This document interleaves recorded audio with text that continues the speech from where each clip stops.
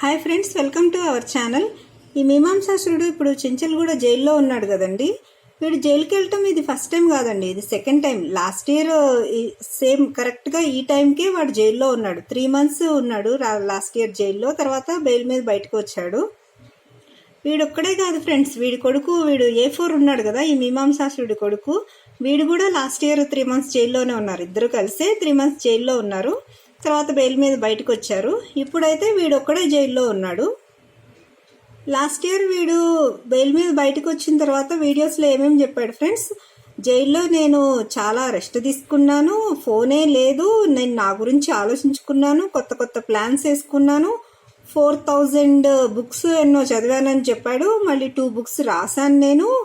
ఇంకా టైంకి ఫుడ్ ఉంటుంది, హ్యాపీగా నిద్రపోవచ్చు, లైబ్రరీ ఉంటుంది, చదువుకోవచ్చు, మన మీద మనం ఫోకస్ చేసుకోవచ్చు. ఇంకా అసలు ఇంకా వాడేందో హాలిడే ట్రిప్కి వెళ్ళినట్లు చెప్పుకొచ్చాడు కదా ఫ్రెండ్స్ లాస్ట్ ఇయర్ వాడి జైలు ఎక్స్పీరియన్స్ అంతా. వీడు మొన్న మధ్య చేసిన వీడియోలో కూడా జైలుకి వెళ్తాను, హ్యాపీగా ఉంటాను అని ఏదేదో వాగాడు కదా. మరి అంతగా వీడు జైలు లైఫ్ అంత హ్యాపీగా ఉన్నప్పుడు వీడి బెయిల్ మొన్న February 3rd రోజున క్యాన్సిల్ అయింది. వీడు బెయిల్ క్యాన్సిల్ అయిన తర్వాత మొన్న వీడు అరెస్ట్ అయ్యేంత వరకు వీడు పరారీలో ఉన్నాడు. వీడికి నిజంగా జైలు లైఫ్ అంత నచ్చితే మరి వాడు జైలుకే వెళ్ళొచ్చు కదా. పరారీలో తప్పించుకొని దాక్కొని బతకాల్సిన కర్మేం పట్టింది పాపం వాడికి. వాడు హ్యాపీగా జైలుకి వెళ్ళి బుక్స్ చదువుకొని ఉండొచ్చు కదా, కొన్ని బుక్స్ రాసుకోవచ్చు కదా. ఇప్పుడు ఆల్రెడీ 2 books రాశాను, అవి ఏంటో పబ్లిష్ చేస్తాను అని సంవత్సరం నుంచి చెప్తున్నాడు కదా. ఇప్పటి వరకు అవి పబ్లిష్ చేసింది లేదు, ఏం లేదు. ఇప్పుడు ఏదన్నా కేసులో కోర్టు జడ్జిమెంట్ ఇచ్చిన తర్వాత ఇన్ని సంవత్సరాలు జైలు శిక్ష, 2 years, 3 years, 7 years ఇట్లా జైలు శిక్ష వేస్తారు. అంటే జైలుకి వెళ్ళడం అనేది ఏంటి ఫ్రెండ్స్, శిక్ష. జైలు శిక్ష అంటారు, అంతేగాని జైలు హ్యాపీనెస్ అంటారు కదా. అక్కడ వీడు నేను చెప్పాను కదా ఫ్రెండ్స్, వీడు ఏదైనా సరే రివర్స్లో చెప్తుంటాడు. వీడు అందరినీ మోసం చేస్తాడు, అందరూ వీడిని మోసం చేశారని ఉల్టా స్టోరీస్ క్రియేట్ చేసి చెప్తుంటాడు. సేమ్ అట్లాగే జైల్లో కూడా వీడు బాధలు పడి వీడు అవన్నీ రివర్స్లో నేను ఎంజాయ్ చేశానని చెప్తున్నాడు. జైల్లో లాస్ట్ ఇయర్ వీడి కొడుకు ఇద్దరు కలిసి జైల్లో ఉన్న బాత్రూమ్లన్నీ కడిగిన విషయము, వీడు అర్ధరాత్రులు కూర్చొని పెద్దగా ఏడ్చి మొత్తుకొని అలా చేసిన విషయాలు, అవన్నీ నిజాలు బయటకు చెప్పడు కదా. అవన్నీ కవర్ చేసి ఇలా చెప్తుంటాడు అనమాట. వీళ్ళు లాస్ట్ ఇయర్ జైల్లో ఉన్నప్పుడు ఒకసారి ఇన్వెస్టిగేషన్కి CCSకి తీసుకొస్తే అప్పుడు ఇన్వెస్టర్స్ని అందరినీ తీసుకొస్తే మీటింగ్ పెట్టారు. మీటింగ్ పెట్టి వీడి కొడుకు వీడి పెళ్ళాము ముగ్గురు ఏడ్చి మొత్తుకొని ఇన్వెస్టర్స్ కాళ్ళు పట్టుకొని మాకు బెయిల్ రానివ్వండి ప్లీజ్ అని చెప్పి ఏడ్చి, మాకు బెయిల్ వస్తే వెంటనే బయటకు వచ్చిన తర్వాత 3 monthsలో మీ అందరికీ మీ డబ్బులు ఎవరి డబ్బులు వాళ్ళకి ఇచ్చేస్తాము అని ఏడ్చి మొత్తుకుంటే అప్పుడు వీళ్ళకి బెయిల్ వచ్చింది ఫ్రెండ్స్. వీడున్నాడు కదా ఫ్రెండ్స్ A4, ఈ మీమాంసాసుడి కొడుకు. వీడైతే అక్కడ పోలీస్ స్టేషన్లోనే కింద పడి ఏడ్చాడు, డొర్లీ ఏడ్చాడు, అంత ఘోరంగా ఏడ్చాడు. ఎందుకంటే ఆ జైలు లైఫ్ వాడు తట్టుకోలేక వాడు అట్లా ఏడ్చాడు అనమాట. ఇవి వీళ్ళ బతుకులు. మళ్ళీ వీడు ఏం చెప్తాడు ఫ్రెండ్స్, మేము జైల్లో చాలా హ్యాపీగా ఉన్నాము అని చెప్తాడు.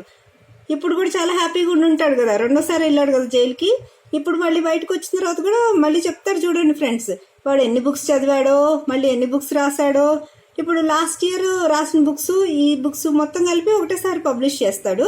వాడి ఫ్యాన్స్ అందరూ కొనుక్కొని చదువుకుందరు. మీకు తెలిసిన పోలీసులు కానీ లాయర్లు కానీ ఎవరైనా ఉంటే అడగండి ఫ్రెండ్స్, అసలు జైల్ లైఫ్ అనేది ఎలా ఉంటుందో తెలుస్తుంది ఎవరికైనా సరే. వీడు చెప్పింది అబద్ధం అని క్లియర్గా తెలుస్తుంది మీకు కనుక్కుంటే కనుక. ఒక చిన్న ఎగ్జాంపుల్ చెప్తాను. మనకి ఇది అల్లరి నరేష్ది ఒక మూవీ ఉంటుంది కదండి, నాంది అని. ఆ మూవీలో అల్లరి నరేష్ని జైలుకి తీసుకెళ్తారు కదా, అక్కడ ఒక సీన్ ఉంటుంది. జైల్లోకి ఒక మనిషిని లోపలికి పంపించేటప్పుడు ప్రాసెస్ ఏంటి అనేది ఒక సీన్ ఉంటుంది. ఆ సీన్ చూడండి, ఎవరికైనా తెలుస్తుంది. అసలు లోపలికి పంపించేటప్పుడే సిచ్యువేషన్ అలా ఉంటే లోపలికి వెళ్ళిన తర్వాత సిచ్యువేషన్ ఎలా ఉంటుంది అనేది క్లియర్గా అర్థమవుతుంది. వీడు చెప్తుంటాడు కదా ఫ్రెండ్స్, నాకు సిగ్గు లేదు, శరము లేదు, ఇంకా మానం లేదు, మర్యాద లేదు, ఇంకా పరువు లేదు, ప్రతిష్ట లేదు, నాకేమీ అవసరం లేదు అని చెప్తుంటాడు కదా. వీడికి ఎవరు ఎలాగో ఇవ్వరు కదా, అందుకని వీడు ముందుగానే అవసరం లేదని చెప్తుంటాడు, ఎలాగో ఎవరు ఇవ్వరని చెప్పేసి. మీరు అల్లరి నరేష్ నాంది మూవీలో ఆ సీన్ చూస్తే అర్థమవుతుంది వీడు ఇట్లా సిగ్గు లేదు శరం లేదు అని ఎందుకు చెప్పుకుంటున్నాడు అనేది. వీళ్ళు ఆల్రెడీ వీడొక్కడే కాదు ఫ్రెండ్స్, ఈ A3 A4 వీళ్ళందరూ కూడా వీళ్ళ ఫ్యామిలీ మొత్తం కూడా సిగ్గు శరం అన్నీ వదిలేసి ఇట్లా బతికేస్తున్నారు.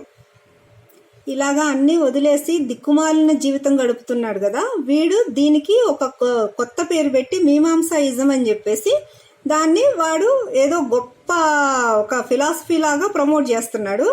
వీడి మీమాంసాయిజం ఫాలో అవ్వాలనుకునే వాళ్ళు ఎవరైనా సరే ఇలాంటి లైఫ్కి ఖచ్చితంగా వెళ్తారు ఎండ్ ఆఫ్ ది డే. వాడి మీమాంసాయిజం ఫాలో అయితే వీడికి పట్టిన గతే వాళ్ళకి కూడా పడుతుంది. Thank you friends.